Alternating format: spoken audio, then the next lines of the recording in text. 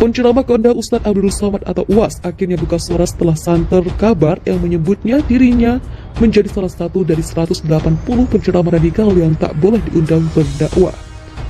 UAS menegaskan kabar masuknya ratusan penceramah masuk daftar Ustadz radikal ini dapat memantik keonaran di tengah masyarakat. Untuk itu dia meminta warga benar-benar menyaring informasi tersebut. Jangan sampai itu adalah berita bohong.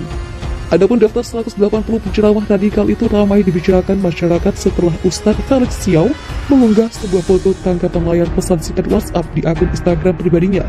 Tangkapan layar itu berisi nama-nama penceramah radikal tersebut.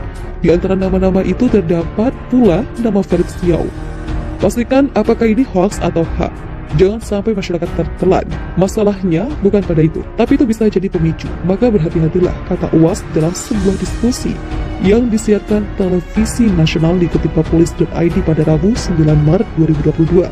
UAS melanjutkan jika daftar nama penceramah radikal itu valid, maka pihak yang merilis nama tersebut sebaiknya memberi penjelasan alasan mereka mengkategorikan para pendakwah itu masuk daftar Ustadz radikal. Kalau bersalah pastikan hukumannya.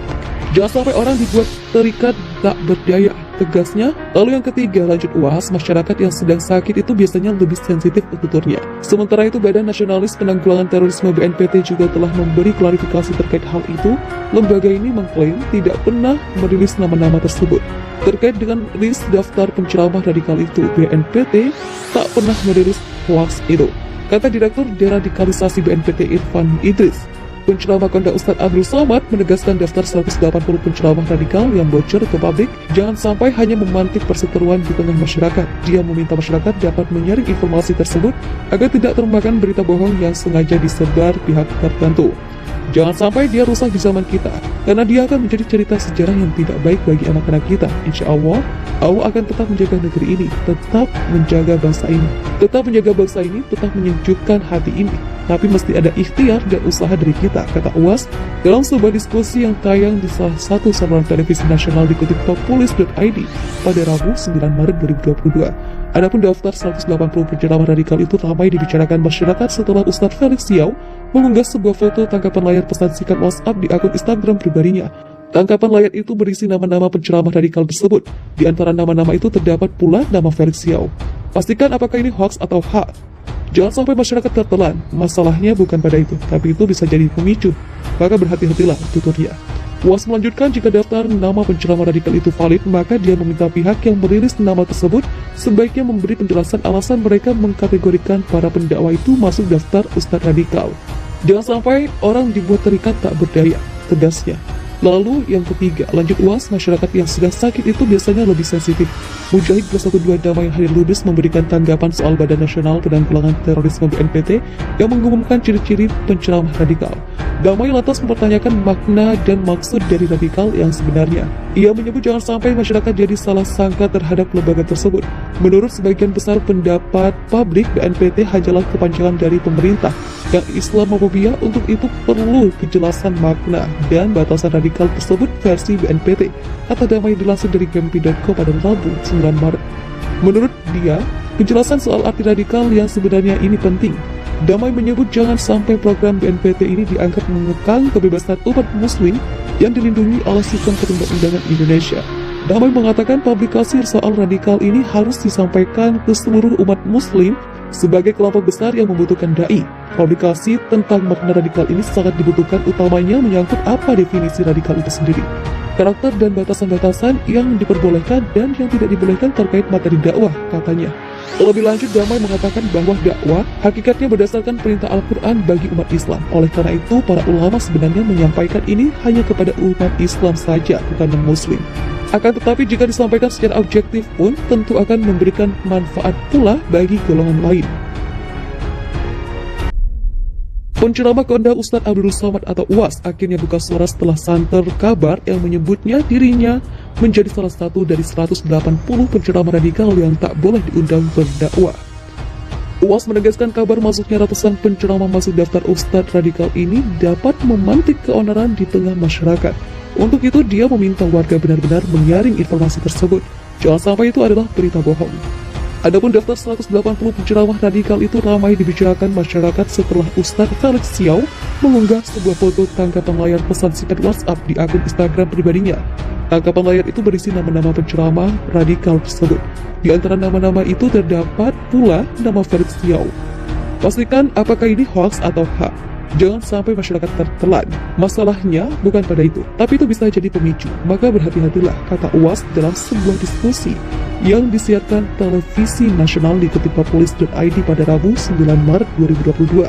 UAS melanjutkan jika daftar nama penceramah radikal itu valid, maka pihak yang merilis nama tersebut sebaiknya memberi penjelasan alasan mereka mengkategorikan para pendakwah itu masuk daftar ustadz radikal. Kalau bersalah pastikan hukumannya. Jangan sampai orang dibuat terikat tak berdaya, tegasnya. Lalu yang ketiga, lanjut UAS, masyarakat yang sedang sakit itu biasanya lebih sensitif tuturnya. Sementara itu, Badan Nasionalis Penanggulangan Terorisme BNPT juga telah memberi klarifikasi terkait hal itu.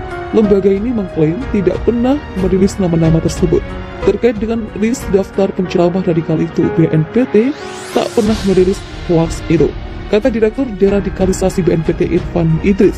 Penceramah kondang Ustadz Abdul Somad menegaskan daftar 180 penceramah radikal yang bocor ke publik jangan sampai hanya memantik perseteruan di tengah masyarakat. Dia meminta masyarakat dapat menyaring informasi tersebut agar tidak termakan berita bohong yang sengaja disebar pihak tertentu.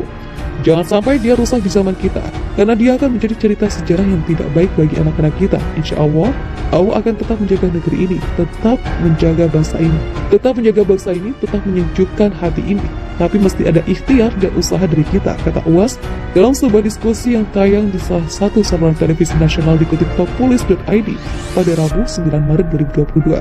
Adapun daftar 180 penceramah radikal itu ramai dibicarakan masyarakat setelah Ustadz Felix Yao mengunggah sebuah foto tangkapan layar pesan singkat WhatsApp di akun Instagram pribadinya. Tangkapan layar itu berisi nama-nama penceramah radikal tersebut. Di antara nama-nama itu terdapat pula nama Felix Yao. Pastikan apakah ini hoax atau hak. Jangan sampai masyarakat tertelan. Masalahnya bukan pada itu, tapi itu bisa jadi pemicu. Maka berhati-hatilah, tuturnya. UAS melanjutkan jika daftar nama penceramah radikal itu valid, maka dia meminta pihak yang merilis nama tersebut sebaiknya memberi penjelasan alasan mereka mengkategorikan para pendakwa itu masuk daftar ustadz radikal. Jangan sampai orang dibuat terikat tak berdaya, tegasnya.